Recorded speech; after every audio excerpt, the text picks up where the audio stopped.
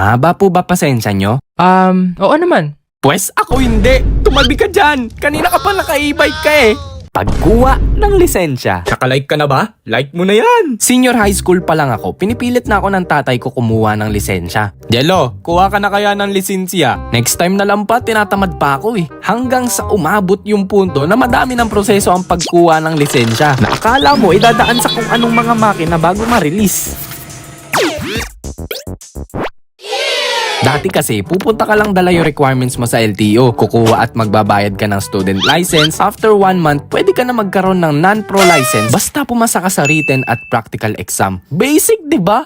Pero ngayon, iba na. Ang dami ng proseso. Deserve! Bale, ganito na yung magiging journey natin sa pagkuha ng lisensya. Magti-TDC, tapos student license, sunod PDC, tapos written and practical exam, tapos non-professional license na. Hindi na natin kailangan ng professional license kasi para sa mga magmamaneho yan ng public vehicles at mga trabaho tulad ng truck at delivery drivers. So, una nating pinuntahan ang TDC or Theoretical Driving School. Nag-enroll muna ako noon kasama yung tatay at pamangkin ko.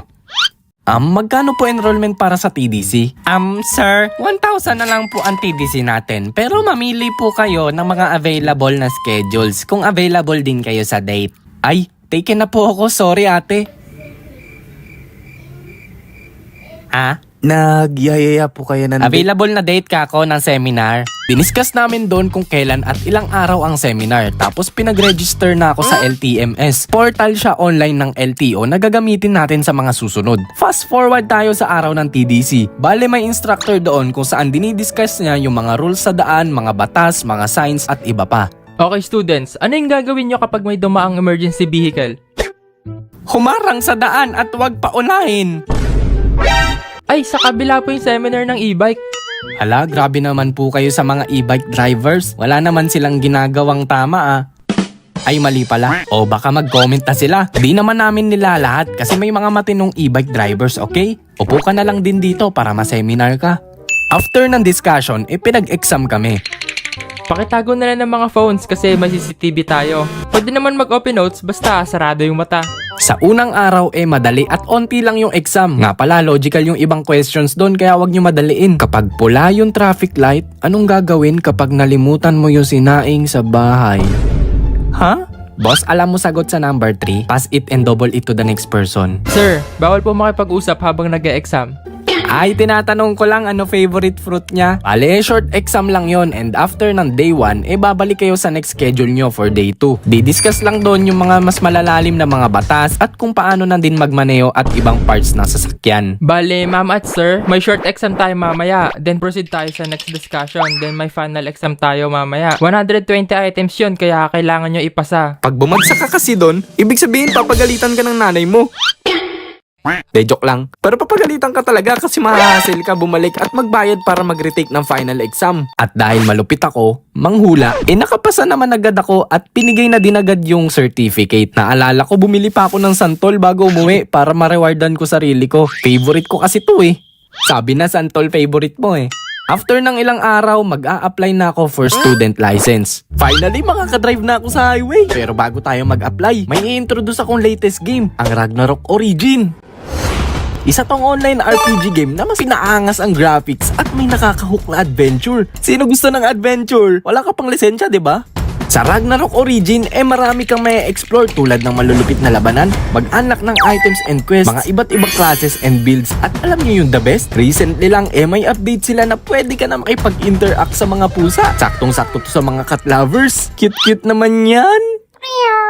Basically, ang goal mo dito ay lumibot, makipaglabanan at talunin ang mga challenges, dungeons at i-enjoy ang mga bagong updates. Kasabay ng pag-release nito, ang paglabas din nila ng mga new class. Mamo ang port, ma'am? De, ibang class yan. Ang Summoner na may iba't ibang builds at transformations, mga bagong features at dungeons tulad ng Freya Mirage. Take note na sa sobrang hirap nito, kailangan ng 10 tao ang magtulungan para matalo to. Madami ring mga modes and rewards, bagong equipment na Radiant Ornament na may unique stats, marami pang iba. Exciting, di ba? Tara at sabay-sabay nating i-experience ang kakaibang adventure sa Ragnarok Origin, Doram Kingdom, ang bansa ng mga pusa. After ng ilang araw, mag-a-apply na ako for student license. Agahan natin bukas dapat 5 andun na. Grabe naman yun, ang aga. Siguro mga 6 na lang.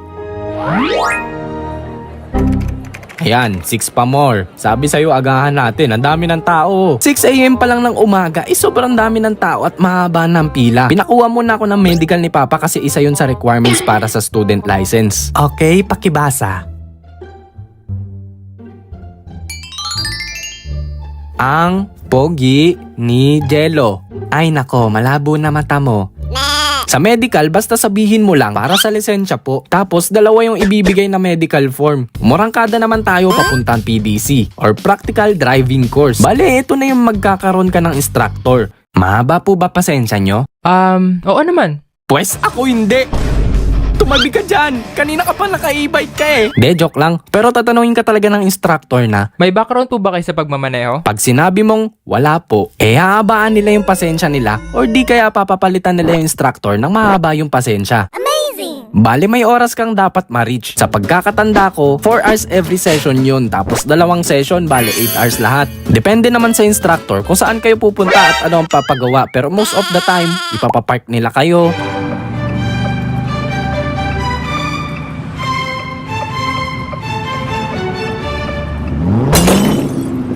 Yan, okay na. Okay na talaga, bangga na eh. I-discuss nila yung parts na sasakyan at para saan yun. Bale, itong rear mirror para makita mo yung likod, hindi para magpapogi ha. Sige, wait lang po, pulbo lang ako. I-explain nila yung mga signs at mga daan. O, nakita mo yung intersection, magdahan-dahan ka dyan.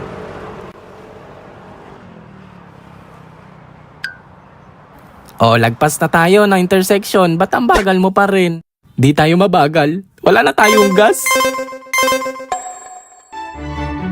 At ang pinaka nakakaba, ang papag-driving kayo sa expressway. Ito, malapit na tayo sa expressway. Mabibilis ang mga sasakyan dito, kaya hanggat maaari, mag 60 kilometers per hour ka or dito ka lang banda sa right side, okay? Oh, nice. Mabilis ka na. Sabi niya sa akin, ako lang daw. Pogi naman ako, di ba? Oo naman. Di ba hindi naman ako pangit? Hindi. Ba't may kasama siyang iba? Baka friendly lang. After 1 month, nag-take na ako ng exam. Actually, sa computer kayo papa-examine na parang ComShop setup lang. Okay, login ng LTMS, tapos... Ala, 60 items pala to. Yung quiz nga naming 15 items, 2 lang tinatama ko eh. Sobrang kabado talaga ako nun kasi marami na talaga ako naririnig na bumabagsak talaga sila. Pero laking tuwa ko kasi 53 yung naging score ko. Kaya nakapasa ako. Sir, proceed na kayo sa practical exam. Naghihintay na yung magpapa-exam sa inyo. Sir, kayo po yung... Okay na form mo. Medyo tumiklop yung angas ko nun kasi sobrang nakakatakot siya. Noong nasa sasakyan na kami, chinik ko na lahat ng pwedeng i-check bago mag-drive. Pero ibang-iba talaga yung vibes niya kasi sobrang intimidating siya. Okay naman pag-drive mo at sumunod ka sa mga signs. Pero may isang violation ka.